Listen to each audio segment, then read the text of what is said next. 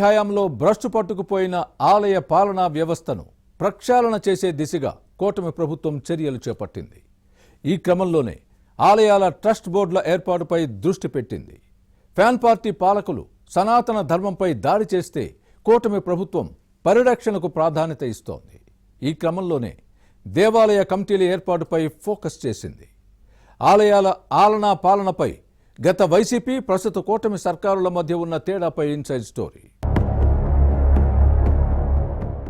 YCP పాలనలో భ్రష్టు పట్టిపోయిన ఆలయ పాలనను ప్రక్షాళన చేయాలని కూటమి ప్రభుత్వం నిర్ణయించింది. దారి తప్పిన వ్యవస్థలను గాడిలో పెట్టేందుకు చర్యలు చేపట్టింది. ఈ క్రమంలోనే రాష్ట్రంలోని అన్ని ఆలయాలకు పాలక మండళ్లను నియమించాలని నిర్ణయించిన కూటమి ప్రభుత్వం ఈ దిశగా చర్యలు చేపట్టింది. ప్రజా ప్రతినిధుల నుంచి జాబితాలను తీసుకుంటోంది.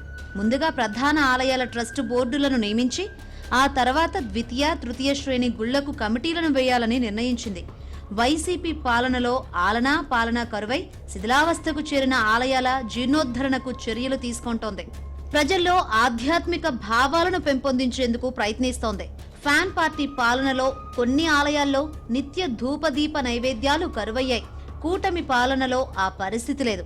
ఆగమ శాస్త్ర ప్రకారమే నిత్య పూజలు, కైంకర్యాలు, నివేదనలు, ఉత్సవాలు జరుగుతున్నాయి. భక్తులు ప్రశాంతంగా దైవ దర్శనం చేసుకునేలా ఏర్పాట్లు చేస్తోంది.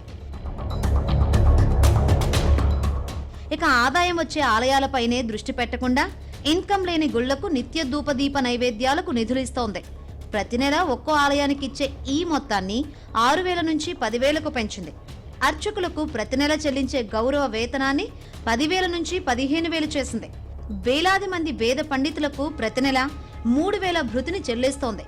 దేవుడి పేరు చెప్పుకుని అడ్డగోలుగా వ్యవహరించే ఆలయ నిర్వహణ అధికారులపై సస్పెన్షన్ వేటు వేసింది. వైసీపీ హయాంలో అస్తవ్యస్తంగా మారిన ఆలయ పాలనా వ్యవస్థను గాడిలో పెట్టే క్రమంలోనే సమూల మార్పులకు శ్రీకారం చుట్టింది. ఈ క్రమంలోనే ఇప్పుడు ఆలయ కమిటీ ఏర్పాటుపై దృష్టి పెట్టింది. మరోవైపు జగన్ ఏలుబడిలో ఆలయాల్లో విగ్రహాల ధ్వంసం, రథాల దహనం, ఉత్సవాల్లో రథాలెక్కి ఫ్యాన్ పార్టీ నేతలు ఊరేగడం వంటి ఘటనలు జరిగాయి. గుళ్ల గోపురాలకు వైసీపీ రంగులు పొలమడం, ఆలయ ప్రాంతాల్లో వైసీపీ జెండాలు కట్టడం చేసింది. భక్తులు వెలిగించిన దీపాలను ఆర్పేయడం, ఎఫ్డి ఖాతాలో స్వామివారి కోట్ల నిధులను దారి మళ్లించడం విమర్శలకు తావిచ్చింది.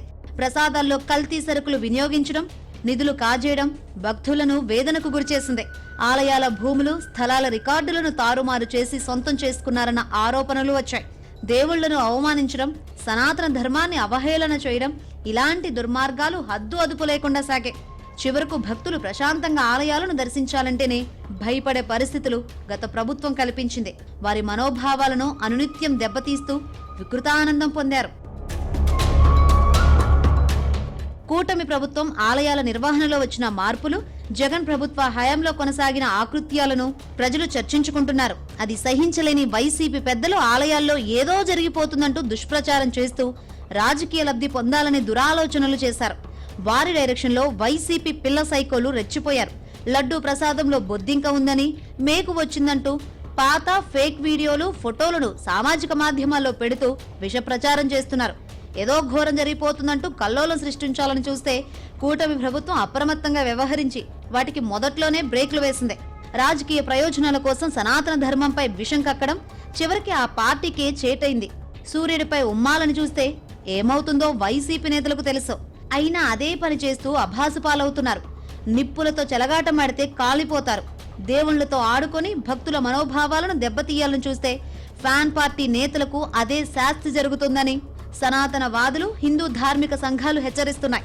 కూటమి ప్రభుత్వం ఆలయాలను పరిరక్షిస్తూ సనాతన ధర్మాన్ని 10 కాలాల పాటు కాపాడాలని హిందూ సమాజం కోరుతుంది.